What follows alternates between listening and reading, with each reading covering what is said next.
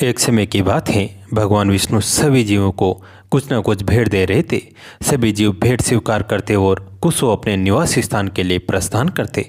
जब सब चले गए तो श्री लक्ष्मी जी ने भगवान से कहा, हे नाथ, मैंने देखा है कि आपने सभी को कुछ न कुछ दिया है, अपने पास कुछ नहीं रखा, लेकिन एक चीज़ आपने अपने पैरों के नीचे छिपा लिया है। वो क्या है? श्री हरि मंद मंद मुस्कुराते रहे। उन्होंने इसका कोई जवाब नहीं दिया। लक्ष्मी जी ने फिर कहा, प्रभु, आपने क्या छिपाया है? कृपया इस रहस्य से पर्दा उठाइए। श्री हरि बोले, देवी, मेरे पैरों के नीचे शांति है जिसे मैंने किसी को नहीं दिया है। सुख सुविधा तो सभी के पास हो सकती है, किंतु शांति तो किसी दुर्लभ मनुष्य के पास ही होगी।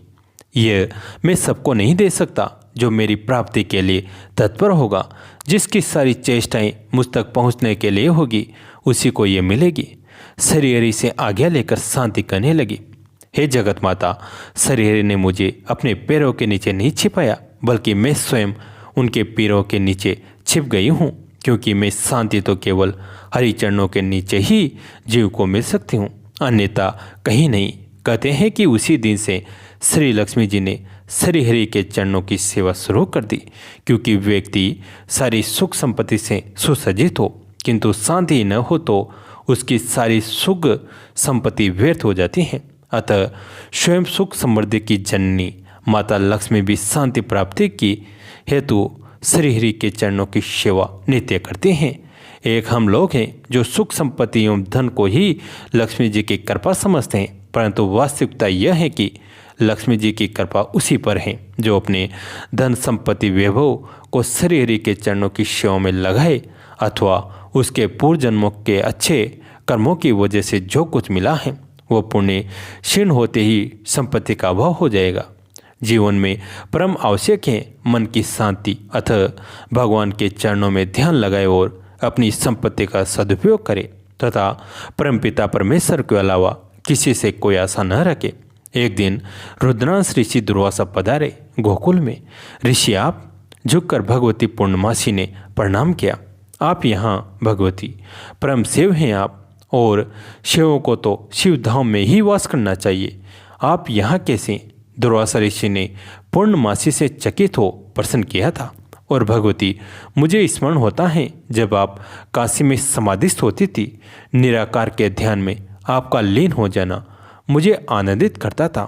आपके भाई ऋषि संदीपनी से मैं मिला था महाकाल के मंदिर में।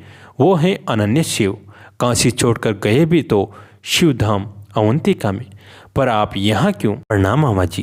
पीछे से आकर मनसुख ने प्रणाम किया। ऋषि को मनसुख मामा ही कहता है। जो भी ऋषि इसे मिले, और ये तो तुम्हारा पुत्र है।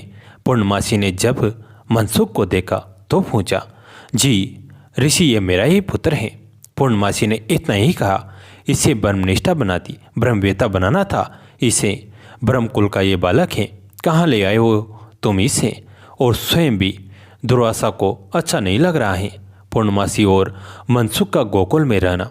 आप गोरस कुछ तो स्वीकार करें मेरी कुटिया में चलकर, पूर्णमासी ने आग्रह किया। दुर्वासा भगवती पूर्णमासी की बात मानकर उनकी कुटिया में चल तो दिए और कुछ गोदुग्ध का पान भी किया, पर बस ब्रह्म को जब तक नहीं जाना सब जानना व्यर्थ है। मनसुख के सिर में हाथ रखते हुए दुर्वासा ने कहा, तात विदुर जी भगवती पूर्णमासी के प्रति विशेष श्रद्धा रखते थे ऋषि दुर्वासा, क्योंकि उस समय शायद ही कोई हो जो पूर्ण शिवानुरागिनी अगर कोई थी तो पूर्णमासी ही थी। समाधि लग जाती इनकी तो वर्षों यूं ही बीत जाते। इसलिए तो दुर्वासा आज पूर्णमासी के यहाँ पहुँच गए थे। मनसुख, तुमने काल को जीत लिया है। सनकादिकों की तरह तुम भी हो, एक ही वे तुम्हारी हैं। तुम सिद्ध योगियों में से एक हो, फिर क्यों उस ब्रह्मानुभूति को त्याग कर तुम यहाँ? मामा जी, ब्रह्मा तो मेरा यही है, कल ही उसने चलना सीखा है। नहीं नहीं, घुटवन चलना सीखा है। निराकार ही यहाँ निराकार है हो गया है। मामा जी खूब किलकारियाँ मारता है, नन्हे नन्हे पाँव पटकता है। जब इन आंखों से ही दिखाई पड़ रहा है तो कौन ध्यान करे? अरे कौन आंखें बंद करे? हंसते हुए मनसुख ने ये सारी बातें कह दी थी। तो ब्रह्मा को हमें नहीं दिखाओगे? ऋषि ने भी मनसुख को कह दिया। क्यों नहीं मामा जी, सबको सुलभ है वो यहाँ, ज्ञानियों के ब्रह्मा की तरह दुर्लभ नहीं है। उसकी यहाँ न आंखें बंद करनी है आपको, न अहम ब्रह्मास्मि का अनुसंधान, बस देखना है उस नंद के आंगन में, वही खेलता है आपका ब्रह्मा, पूर्णमासी हंस रही है। दुर्वासा ऋषि के उठते हुए कहा, अब तो चलो नंद के आंगन में ही चलो, देखते हैं तुम्हारे ब्रह्मा को। ऐसा कहकर दुर्वासा ऋषि चल पड़े। आगे आगे मनसुख बड़े उत्साह से चल रहा था। लाला लाला उधर से दाव आ गए थे और कन्हैया को पकड़ के कुछ कह रहे थे।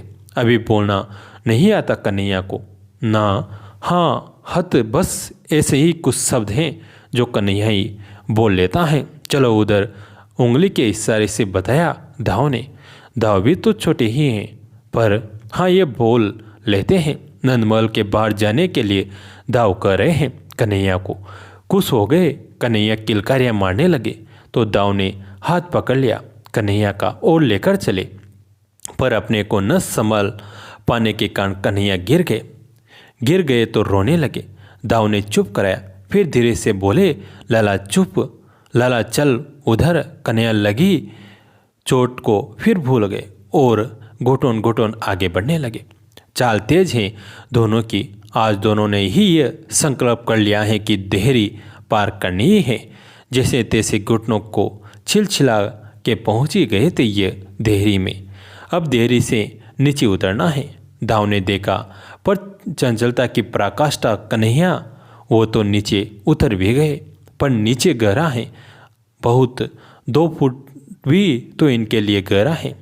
देहरी को पकड़ लिया है ऊपर, अब हाथ छोड़े तो गिर पड़ेंगे तो बुरी लगेगी। अब तो वो जोर से चिल्लाना शुरू किया कन्हैया ने। कन्हैया के चिल्लाने से डर गए दाव, क्योंकि यहाँ वही तो लाए थे कन्हैया को। वो कहे, चुप, मैं खींचता हूँ तुझे, पर तू चुप रह। समझ गए कन्हैया भी, वो चुप भी हो गए। दाव ने खींचना भी चाहा, पर फिर लटक गए कन्हैया। देहरी में बस ब्रह्मा को जाना ही भ्रमणतव है। दुर्वासा समझाते हुए चल रहे हैं। ऐसा मनसुख और हंसते हुए रुक गया। वो देखिए आपका ब्रह्मा नंद की पोरी में अटका हुआ है। दुर्वासा ने देखा, वो स्तब्ध हो गए। उनके नेत्र खुले के खुले रह गए। दिव्य नीलमणि के समान चमकता हुआ एक बालक है। सूर्य चंद्र जिसके प्रकाश के आगे कुछ नहीं है।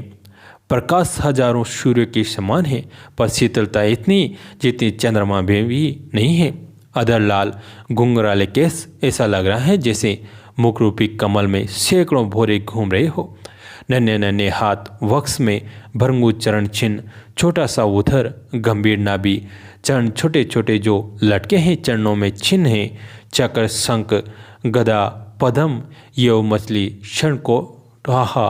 दुर्वासा ऋषि की आंखें खुली की खुली रह गई। हाँ, यही तो है ब्रह्मा जो निराकार था, आज साकार होकर प्रकट है। पर दुर्वासा उस समय चौंक गए जब यह ब्रह्मा रोने लगा और रोते हुए यह दाव से इशारे में कहने लगा, मुझे ऊपर खींच। दाव भी तो बालक ही है। पूरी ताकत लगाकर कन्हैया को दाव ने खींचा, जैसे तैसे खींच लिया ऊपर। ऋषि दुर्वासा को जब देहभान नहीं है, वो सब कुछ भूल चुके हैं। बस उनके हृदय में यही बालकृष्ण अच्छे से बस गए हैं। अब ऋषि आनंद में डूबकर यही गा रहे थे, श्रुति जिसे पढ़नी हो पढ़े, जिसे उपनिषद पढ़ना हो वो भी पढ़े, जिसे निराकार ब्रह्मा ज्योति में अपना ध्यान लगाना हो लगाए। पर मैं तो इस नंद देहरी को प्रणाम करता हूँ जिसमें ब्रह्मा अटक गया था। दुनिया को उभारने वाला स्वयं उभरने के लिए याचना कर रहा था। आहा, यह कहते हुए ऋषि दुर्वासा आनंदित हो नाचने रहे, ब्रजरज को अपने सिर में लगाते रहे। मनसुख यह देखकर बहुत प्रसन्न। जय जय श्री राधे। कैसी लगे आज की कहानी कमेंट में ज़रूर बताएं। अगर अच्छी लगी तो अपने दोस्तों के साथ, फैमिली के साथ शेयर कीजिए। दोस्तों, कहानी अंत तक सुनने के लिए आप सभी का तहे दिल से धन्यवाद।